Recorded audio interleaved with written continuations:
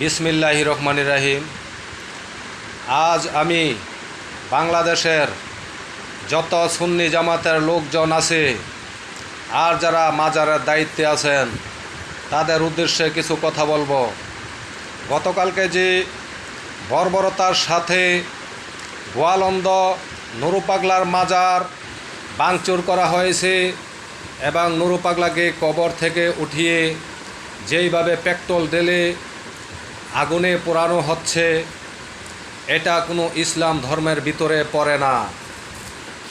ওরা প্রমাণ দিয়েছে ওরা ইসলাম ধর্মের যে লোক না।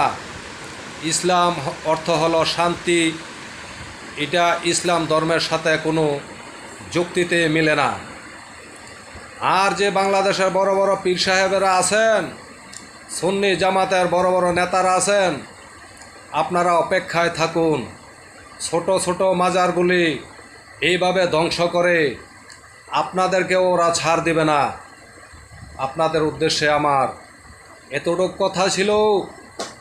গতকালকে যখন দেখেছি নুরু পাগলার মাজারে যেইভাবে হামলা করা হয়েছে, আমি রাত 4টা পর্যন্ত ঘুমাইতে পারি নাই। আপনারা আমার জন্য সবাই দোয়া করবেন, আমি যেন ইসলাম ধর্মের জন্য কাজ করতে পারি এবং সুন্নি জামাতের জন্য কাজ করতে পারি।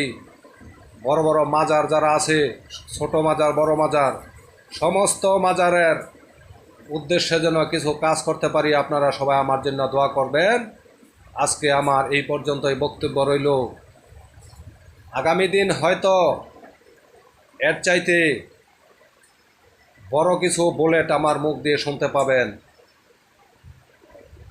নারায়ে তাকবীর, আল্লাহু আকবার, জিন্দাবাদ জিন্দাবাদ, সুন্নি জামাত জিন্দাবাদ, ওলি আল্লাহ জিন্দাবাদ।